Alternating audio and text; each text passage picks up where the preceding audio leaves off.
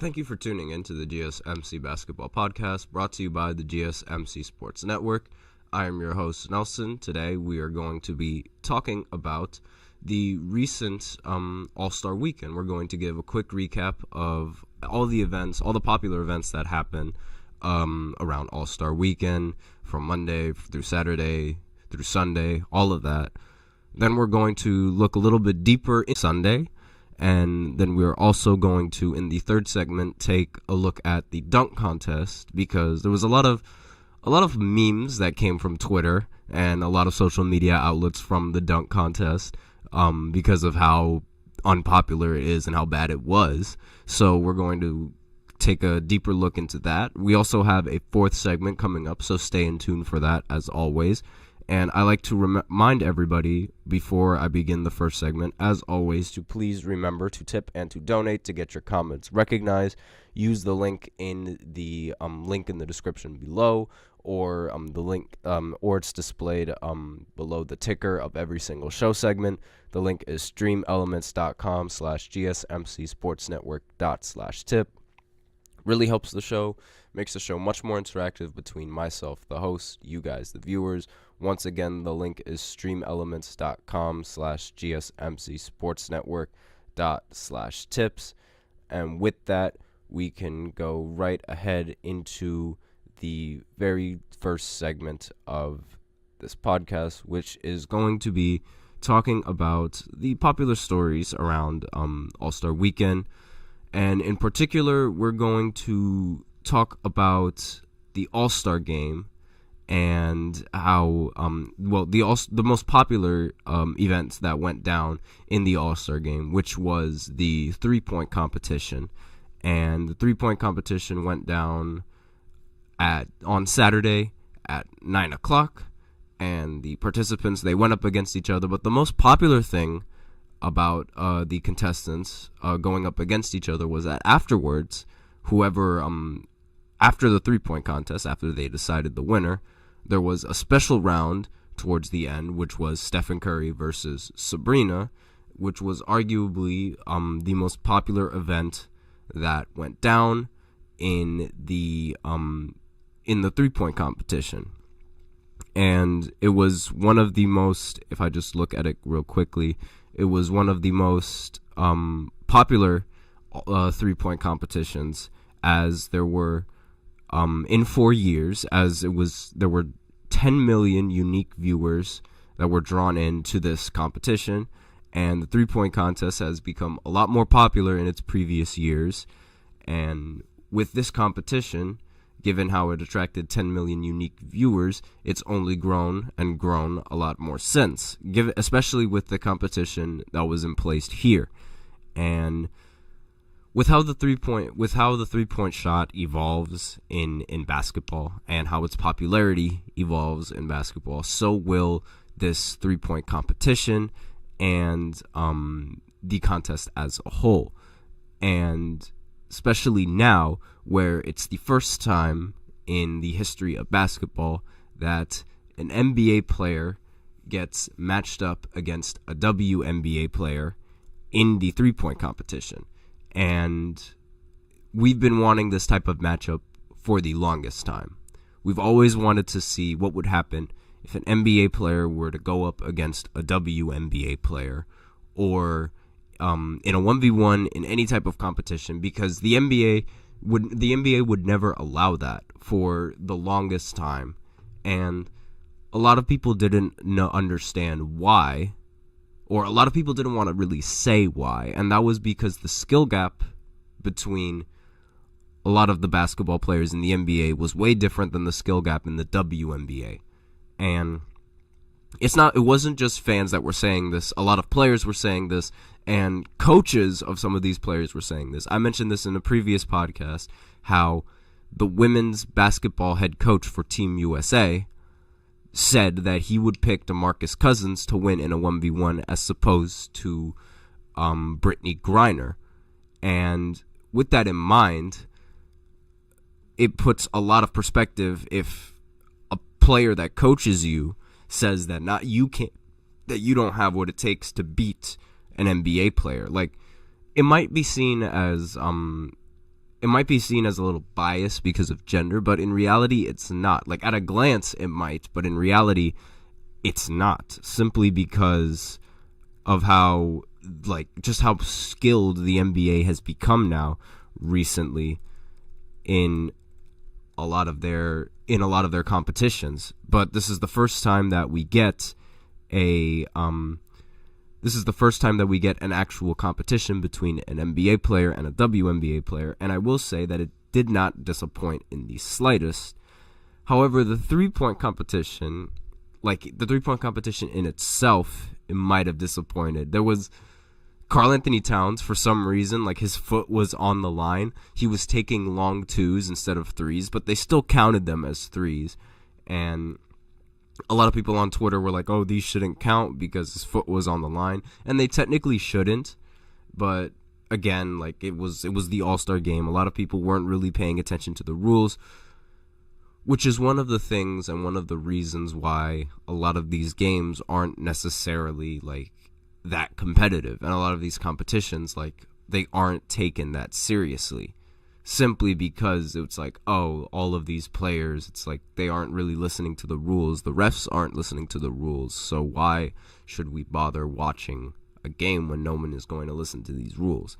But let's talk about the winner of this, of the competition. Dame ended up winning the 3-point contest. So now he is back-to-back 3-point champion.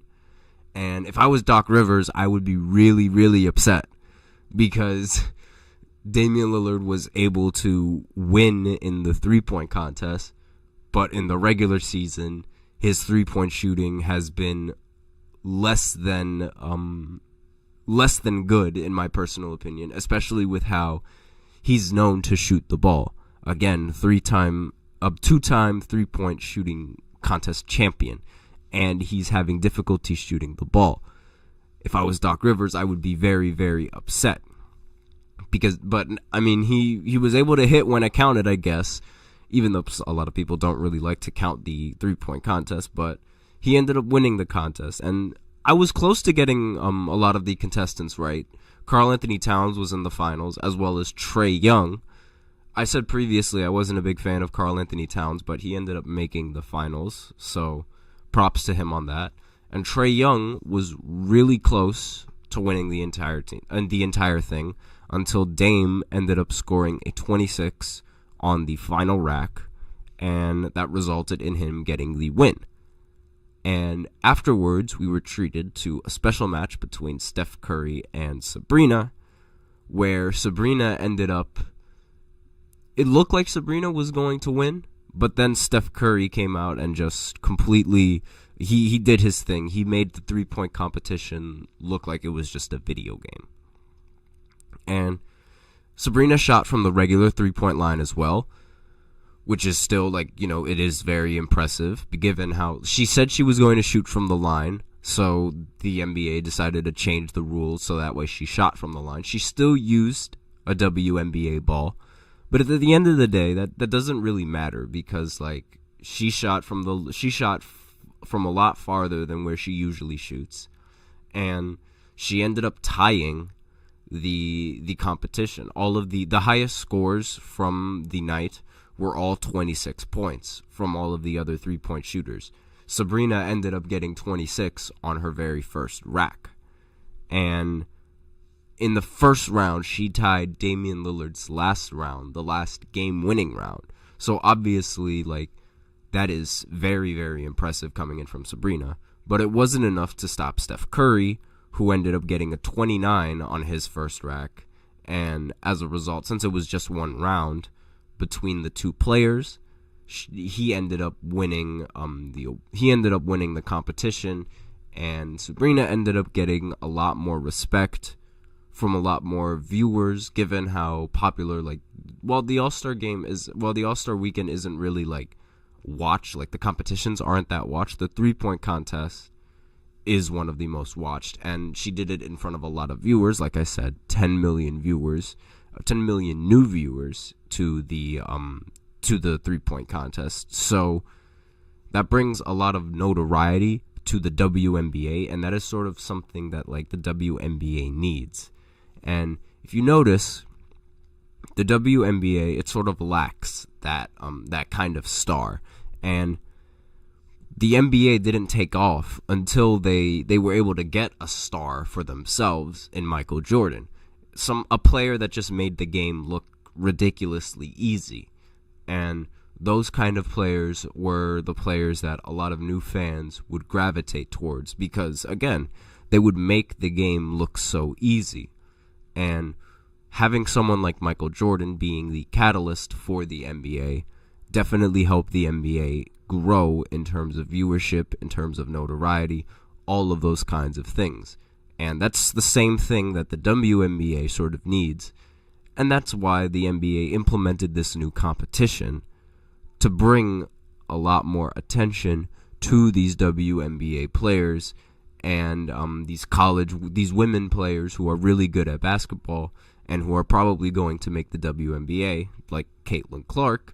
Those players like that are those kinds of players that need to bring the notoriety that the WNBA needs, and as well as keep the NBA Allstar weekend and things of that nature a little bit more entertaining. Because, again, this being new, a lot of people were tuning into this because it was a brand new addition to the All-Star weekend, and it was, again, the fact that it was a three-point contest helps it out even more because three-point contests are always really relatively easy to follow, and I wouldn't necessarily say that they determine like players' skill, but they sort of do, in the sense that they determine a player's consistency in being able to shoot in a loaded stadium, in a loaded crowd with all of those people and all of those cameras flashing in your eyes.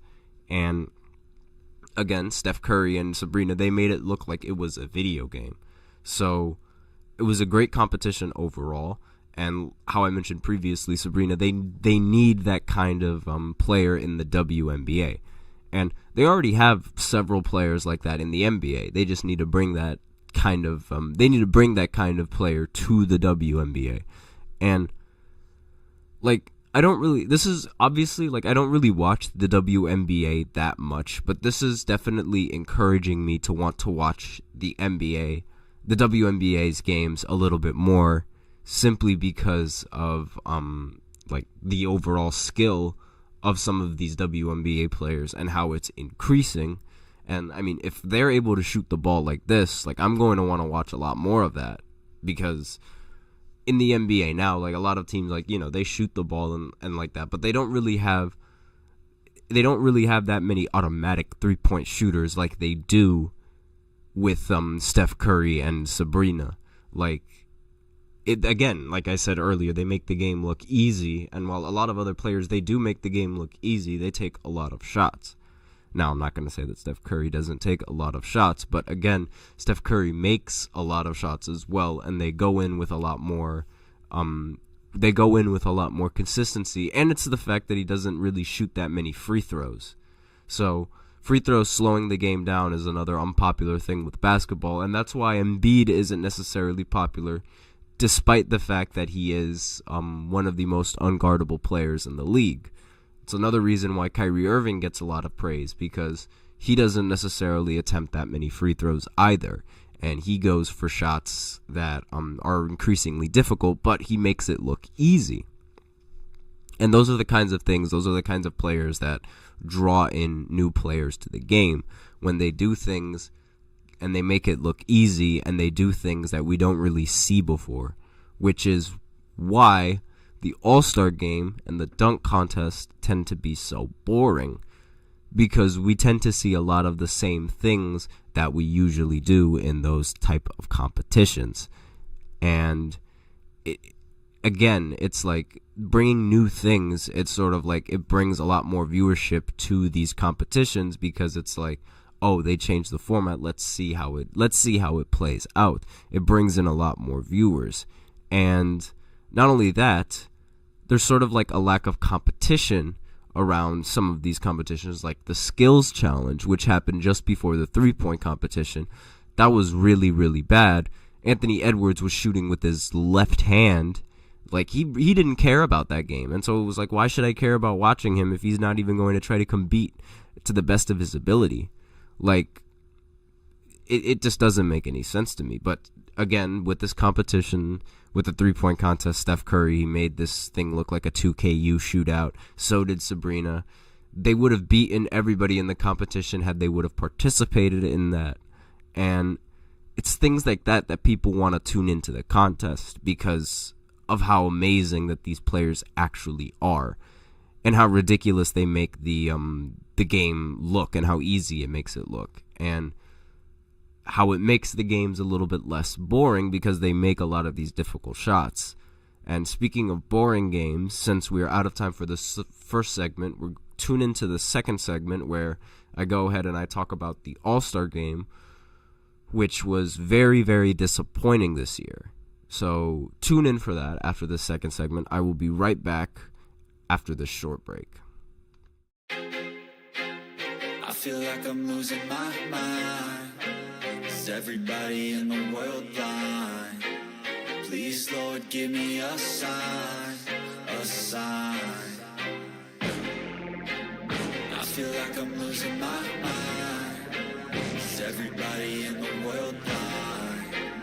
Please, Lord, give me a sign, a sign. I wanna be the greatest. Everybody on the fake shit. I look around and feel like everybody is the fakest. I make this every day and I'm impatient, hoping one day I blow up from the basement. Statement, the top is so vacant. I don't hear shit that I think is amazing. Waiting for my day when I'm playing sold out shows for 1,000 faces. Hey, give me that crown, get in my way and to be put down. It ain't your place, all this my town. If I want that shit, then I'll get it right now. I'm losing it, the noose it fits, some losing shit, a stupid myth. You choose to live or choose to dip, you choose to fight or lose your grip and lose a gift. Oh. I feel like I'm losing my mind. Is everybody in the world blind? Please, Lord, give me a sign, a sign. I feel like I'm losing my mind. Is everybody in the world blind?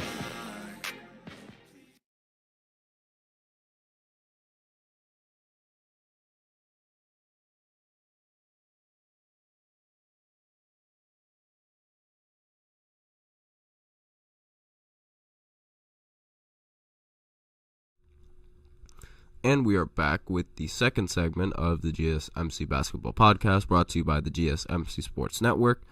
I'm going to go ahead and quickly just move this a little bit more to the right, just so it's centered. There we go. And in this second segment, we're going to be taking a deeper look into the All-Star game itself. It occurred on Sunday at 9 o'clock. But before I get into this segment, I'd like to remind everybody, as always, please remember to tip and to donate to get your comments recognized. The link is in the description, and it's displayed below the ticker of every show segment. The link is streamelements.com/gsmcsportsnetwork./tip. Helps the show, makes the show much more interactive between myself, the host, you guys, the viewers. Once again, the link is streamelements.com/gsmcsportsnetwork./tip. And with that out of the way, we can go ahead and go into the second segment of the GSMC Basketball Podcast, which is going to talk about the All-Star Game. And another takeaway that I have from this game is that, again, Doc Rivers should be really, really upset at Damian Lillard right now, because Damian Lillard was shooting the lights out in this All-Star Game, and one of the most popular clips of the All-Star Game was him hitting 2 half-court shots, literally like from past half-court, and draining it like it was nothing. So if I was Doc Rivers, I would be really upset at Dame, because, like, how is it that you're so confident here, but you can't hit shots in the regular season? Like, come on. We need that kind of talk. But regardless, he ended the game with the All-Star Game MVP as well, scoring the most points on the Eastern Conference with 39 points on 14 of 26. Jaylen Brown also showed up in this game with 36 points, as well as Tyrese Halliburton with 32. On the West, Karl-Anthony Towns had 50 points, and obviously that's very impressive. I mean, 50 points on any given night is really good. Shai Gilgeous had 31. And the rest of the All-Star starters for the West were really inefficient. Kevin Durant had 18. Steph had 16 for 6 for 17. Devin Booker had 15. LeBron James only had 8 points. And obviously, like, again, this game, this All-Star game, it's like, it's very boring a lot of these years. And it lacks a competitive aspect that a lot of the previous All-Star games have had.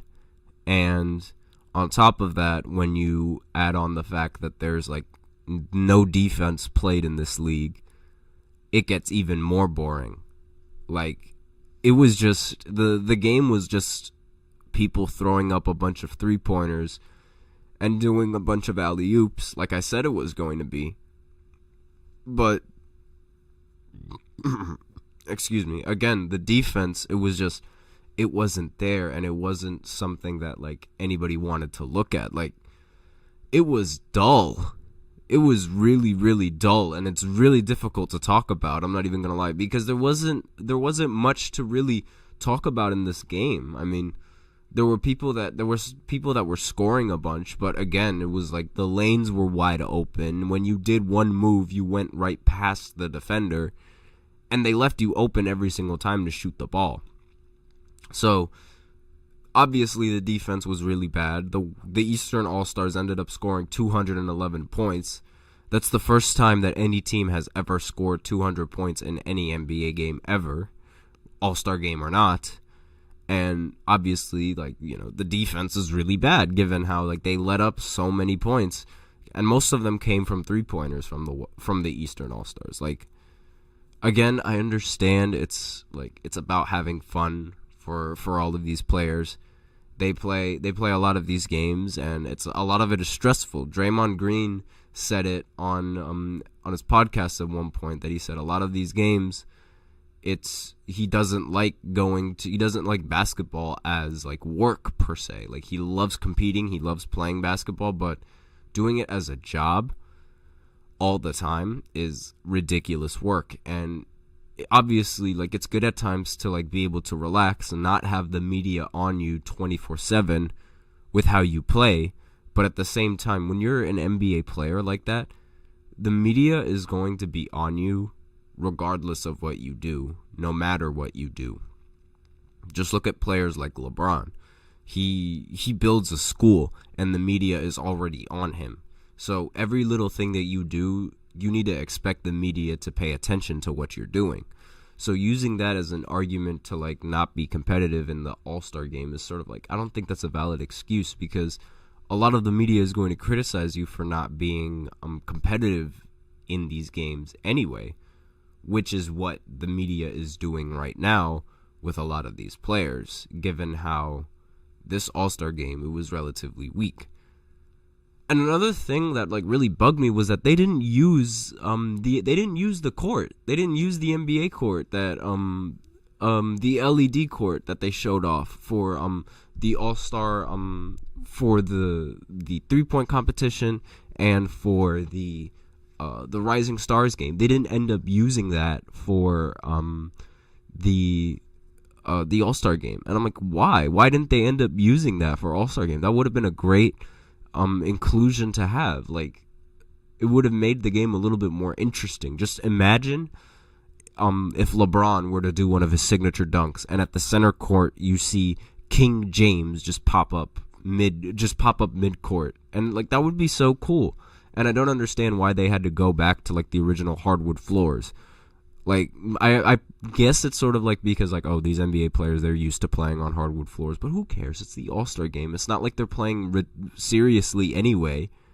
So I just thought that was incredibly weak.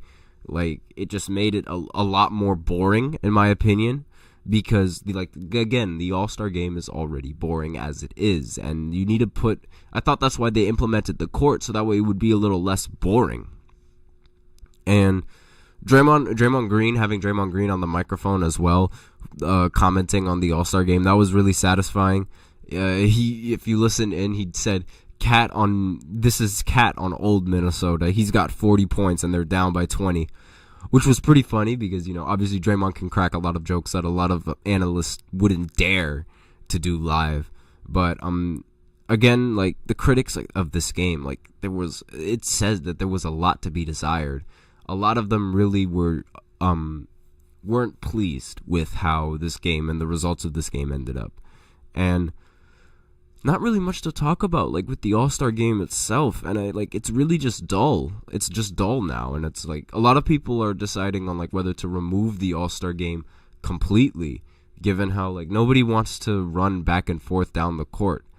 Maybe if they replaced it with half-court sets in several different games, that would be a little bit more interesting. A lot of people would tune into that, and a lot of basketball players, they take pickup games a lot more. They take pickup basketball a lot more seriously than they would a regular game, especially an All-Star game, because pickup basketball is like, I mean, there's a lot of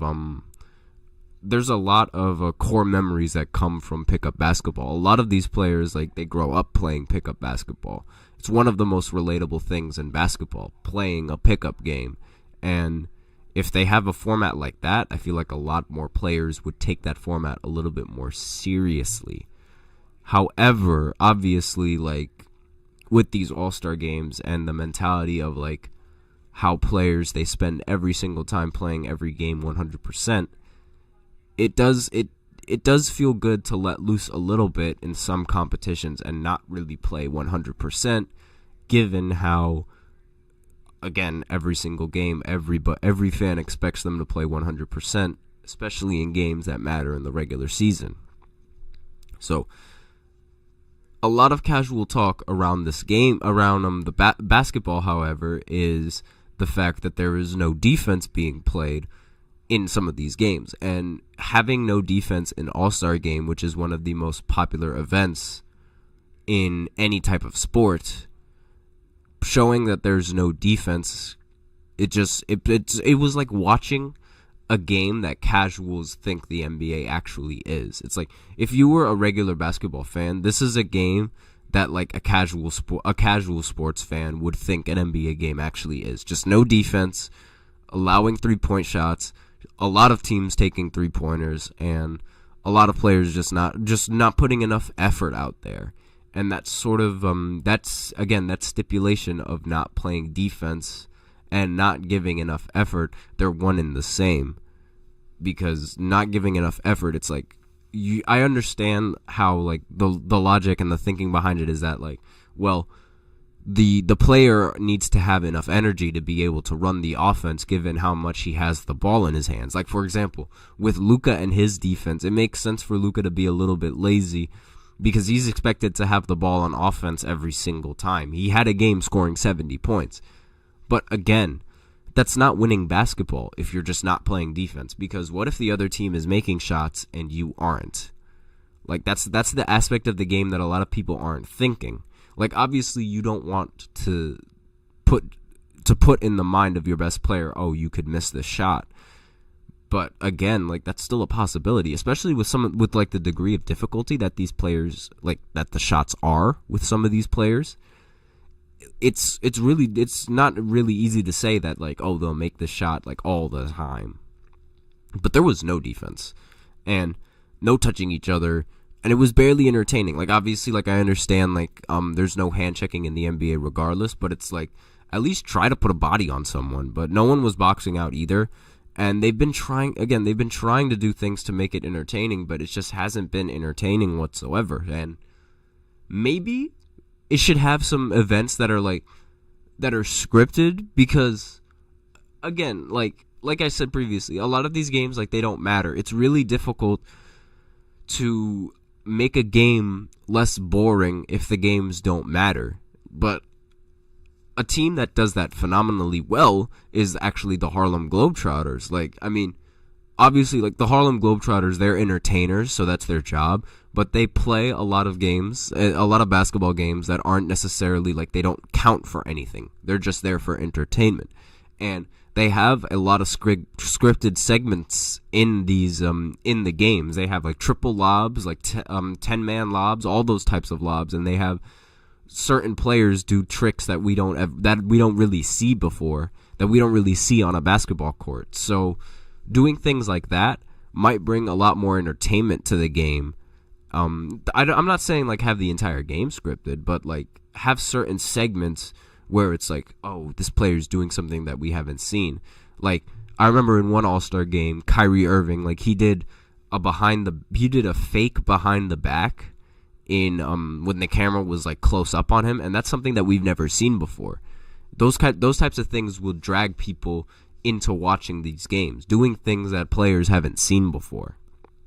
And that's sort of like the only important things that to really talk about in this All-Star game. Again, there's not much to really talk about because of how not competitive this game really was. It wasn't competitive. There's not much I can really say. So with that, I will go ahead and go into the third segment after this short break, where I go ahead and talk about the dunk contest and how disappointing that dunk contest was as well. So stay tuned for that after this short break.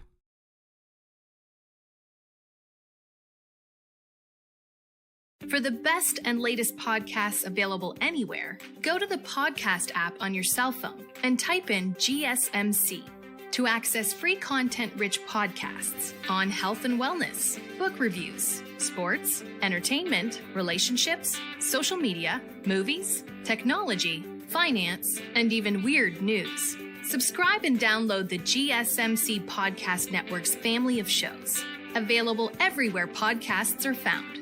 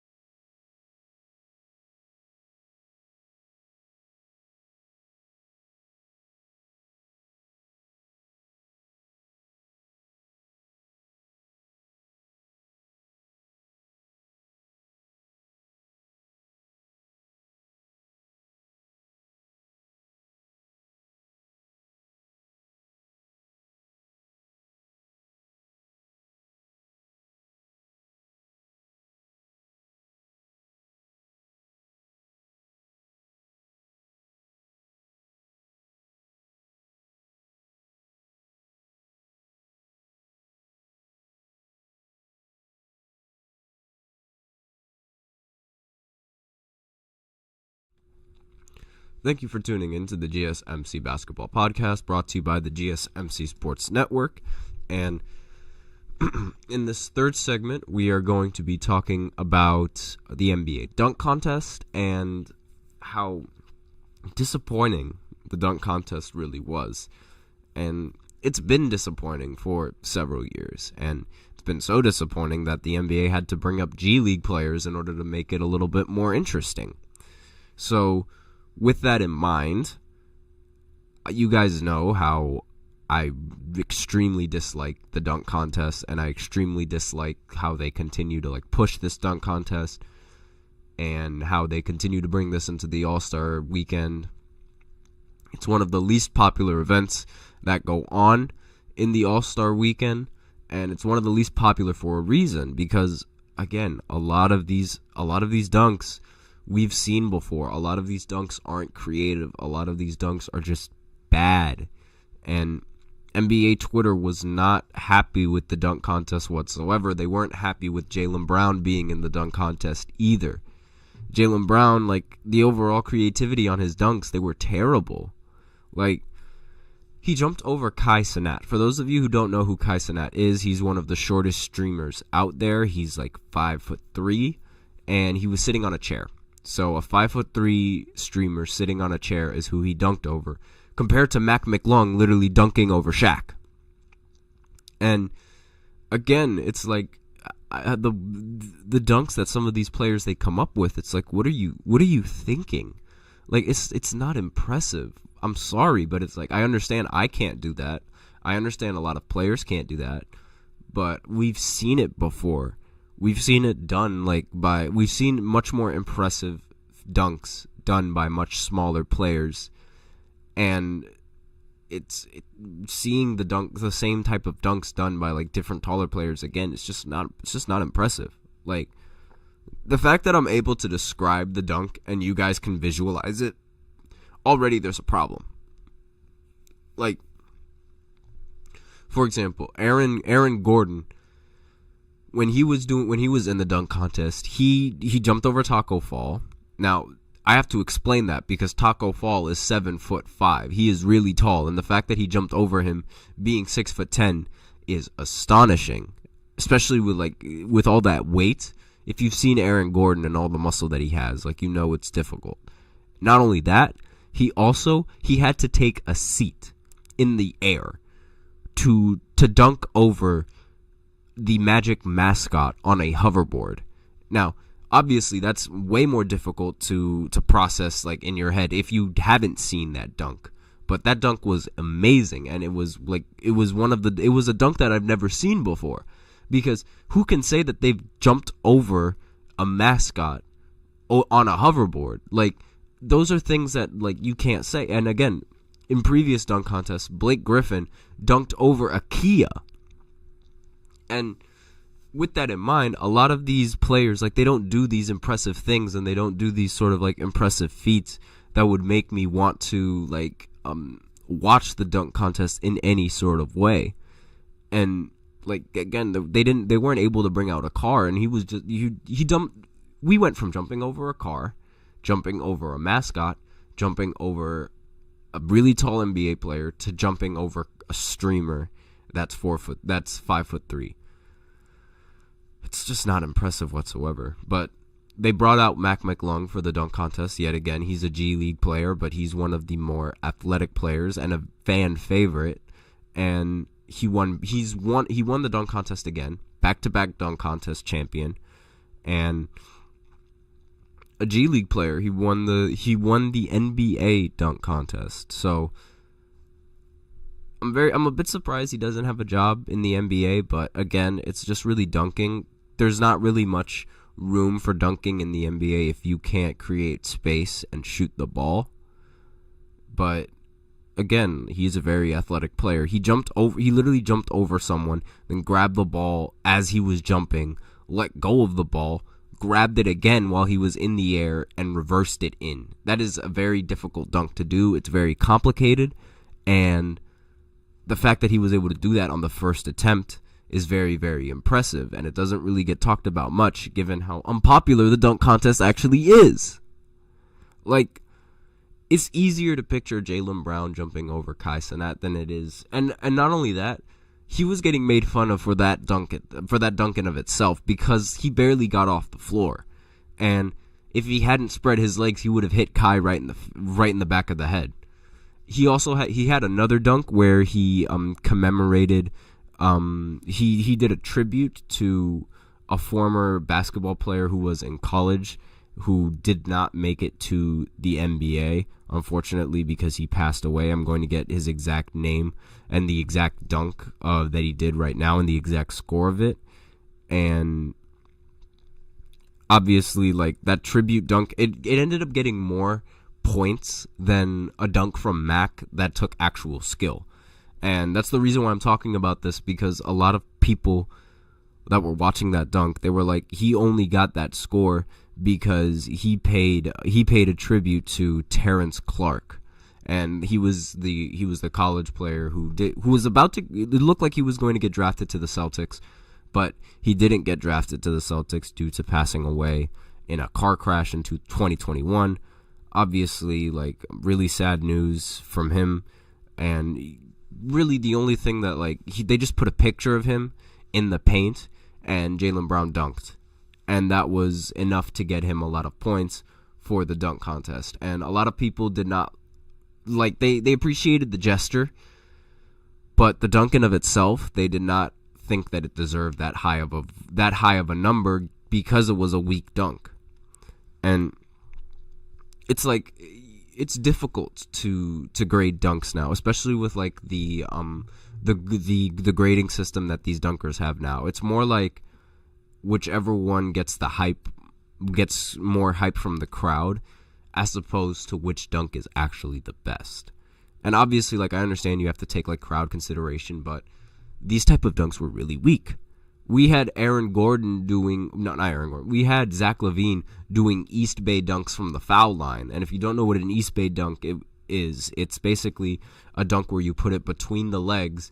And so you start from the left hand and you put it between your legs going forward, and then you dunk it on the right hand. obviously, like, it's a very difficult and athletic dunk. And he was also catching lobs from the free throw line. So, obviously, like, if I'm going from watching that to watching something as lame as Jaylen Brown dunking over Kai Cenat, I'm going to feel a little disappointed. And it really, like, it pains me to say it, but, like, we need a lot more popular players in this dunk contest, and that would bring a lot more viewership, because you can't tell me that you wouldn't want to see a dunk contest with Zion Williamson, Russell Westbrook, Ja Morant, and LeBron James. You wouldn't want to see that?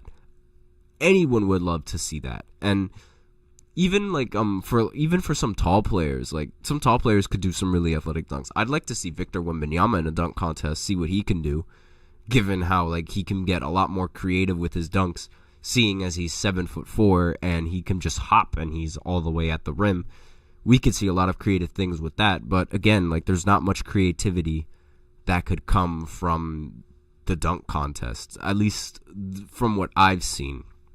Like the NBA has done all they can with all these dunks, and all of these athletes, they do all they can. I mean, Mac McClung, we should keep him in the dunk contest at this rate, because he keeps coming up with new dunks to stun us with, and I'm all for it.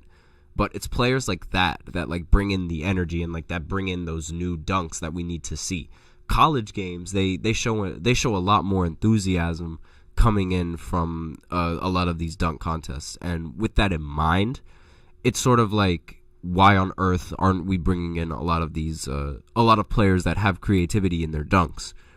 Like, I understand that it's all up to the players to be able to participate, but we need to make it a little bit more entertaining.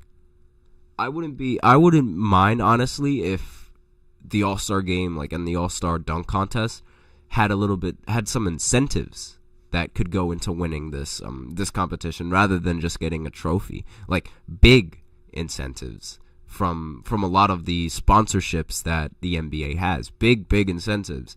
And that would bring in a lot more players to want to participate. Obviously, LeBron doesn't want to participate in fear of getting injured. And that makes sense.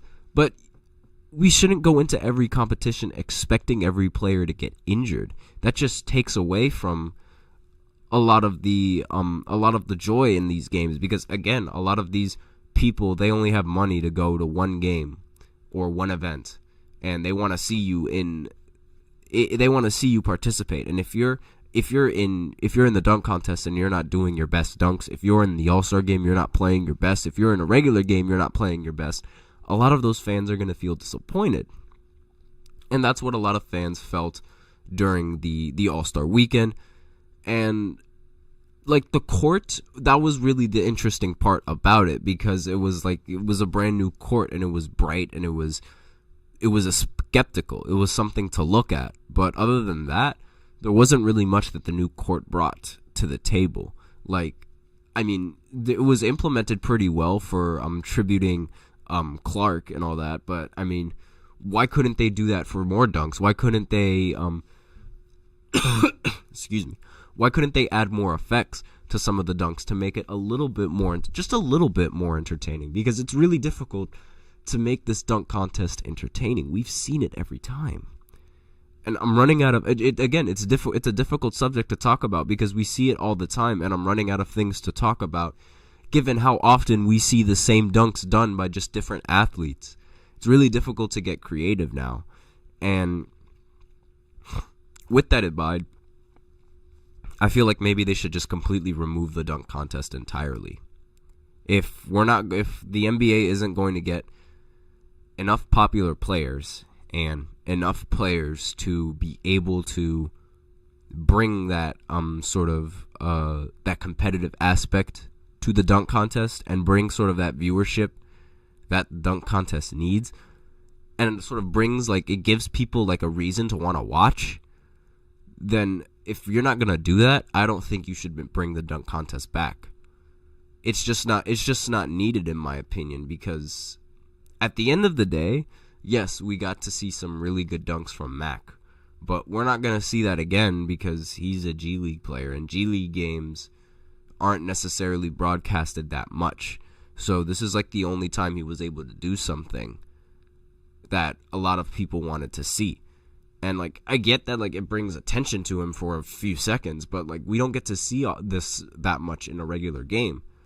Because, again, it's just the game has evolved to shooting a bunch of three-pointers. And with the game evolved to shooting threes, it sort of makes a lot of these dunks a little less, it makes these dunks happen a lot less and happen less frequently. And I would say, like, you should put someone like Ant in the dunk contest, but then Ant might not even want to take the dunk contest seriously. We saw how he was in the skills competition, so, like, what if he doesn't take the dunk contest seriously? It's about taking it serious, and a lot of these players, they don't. And I'm very surprised that Ant didn't take it seriously, given how he likes to go in he has that mentality of, like, going in every single game. Oh, all these fans, like, they paid good money to watch me play. I gotta perform. I'm very surprised that he didn't try to perform in the skills competition. But with that, we're out of time for this third segment, so we're going to go into the fourth segment, where we talk about an update on the NBA season. The Brooklyn Nets fired their head coach yet again after less than a year after signing him for an extension. So I'm going to take one segment to talk about that after this short break.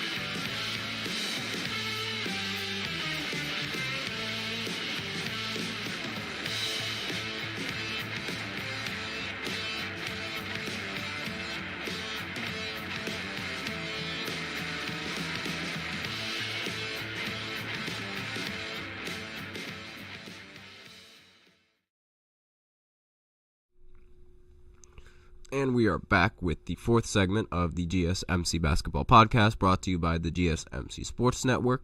And in this fourth segment, we are going to give a quick update on the NBA regular season, as the Brooklyn Nets recently fired their head coach, Jack Vaughn, less than 1 year after a multi-year contract extension was signed by him.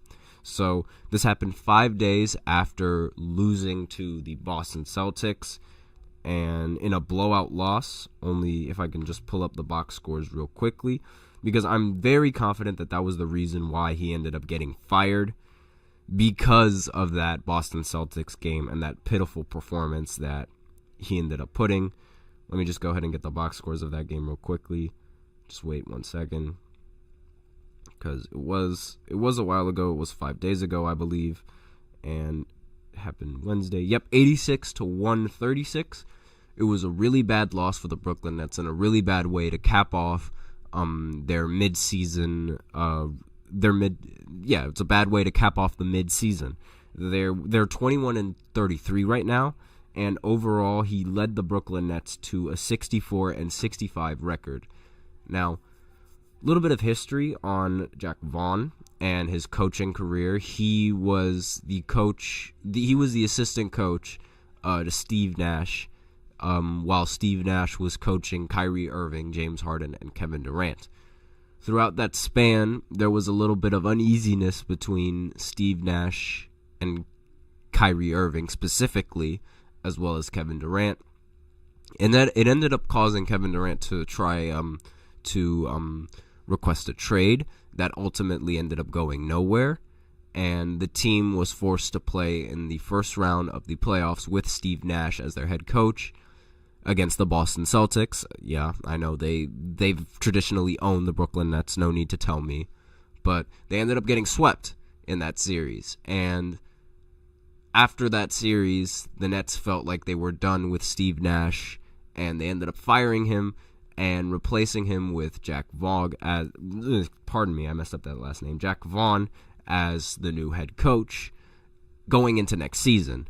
Now, for the Nets, it was a little bit difficult, but Vaughn has proven, like, he was proving himself to be a very good head coach for Kyrie and Kevin Durant. They went on a great win streak, but then, as we all know, Kyrie ended up requesting a trade, and Kevin Durant requested a trade shortly after, breaking up that duo in Brooklyn and leaving the Brooklyn Nets with a little bit of scraps to deal with and not much really for the team to look forward for in the future. Now, obviously, Jack Vaughn, I'm, as a Nets fan, I know more about Jack Vaughn than anyone, in my personal opinion, and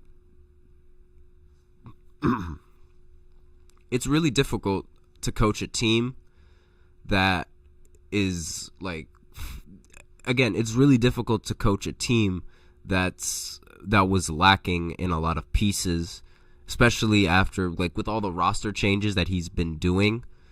It's really difficult for for a coach to get the rosters set up properly and for to keep adjusting so that way. And because keep in mind, the number one option and the number one scoring option for the Brooklyn Nets, it's not entirely clear on any given night. He was struggling to put Cam Thomas into the rotation, given how Cam Thomas doesn't play good defense. He's also been struggling with the offense and the Brooklyn Nets. And, granted, I get it. A lot of these players, they take the shots that they end up taking, are really difficult shots to make all of the time.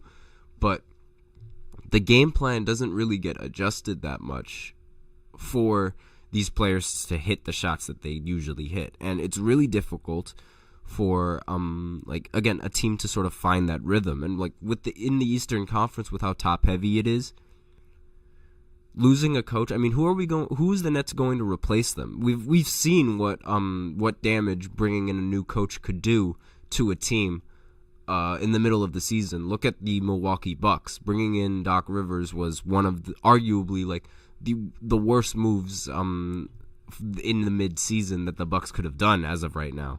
And obviously, having a coach that just lost by 50 points, I don't really think there's much of an argument to bringing him back. I get why they fired him completely.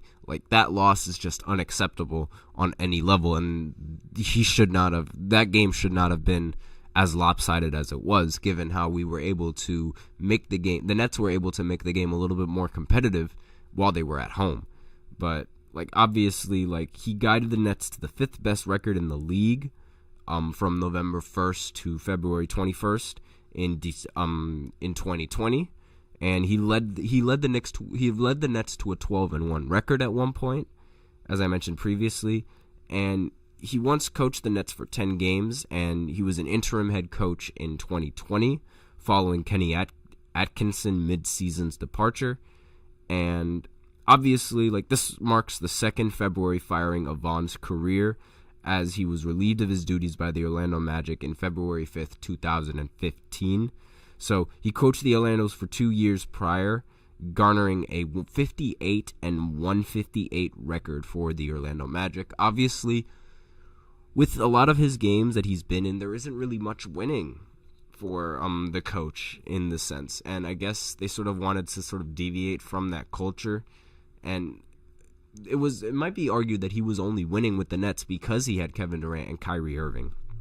And those players are some phenomenal players that you don't really need to coach that much, given how they can create a bunch on the offensive side of the ball. They know every facet of the offensive game.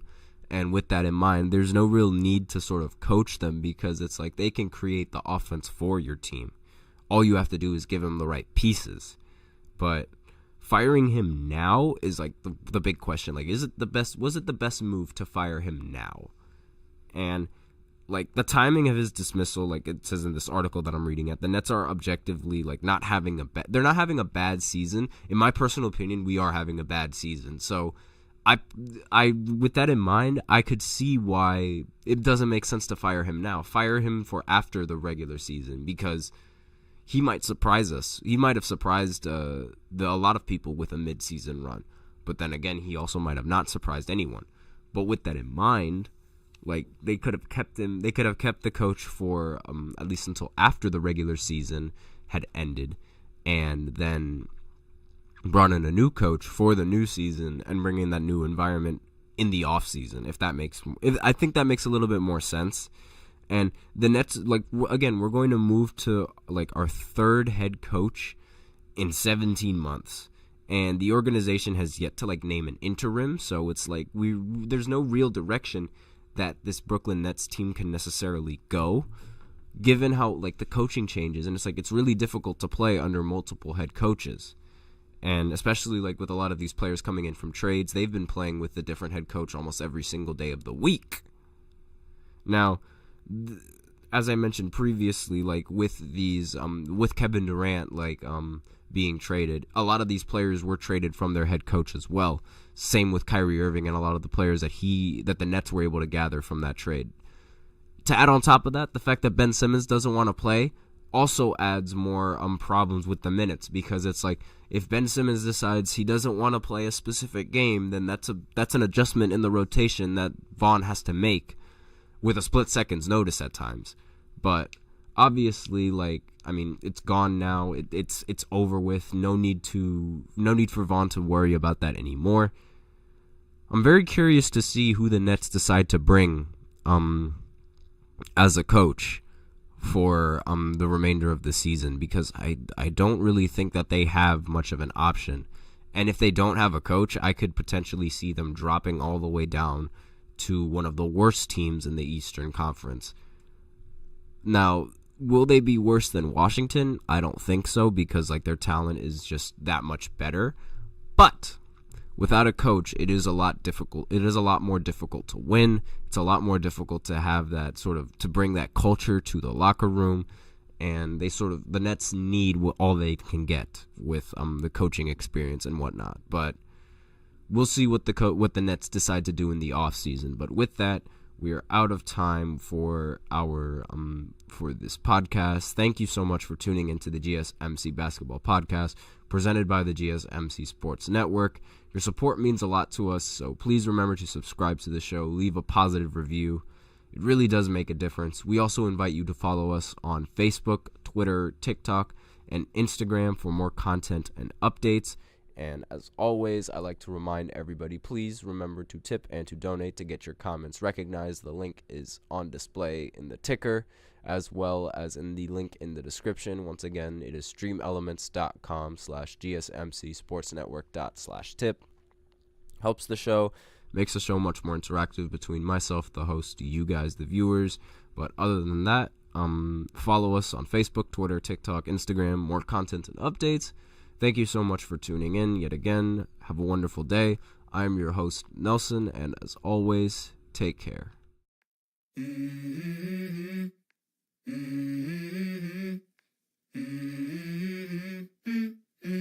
Let's go. I wake up to a little bit of drool on my pillow, feel like it's gonna be a bad day. Yeah, I'm tired of shit, and the coffee ain't hit yet, damn, ain't that great.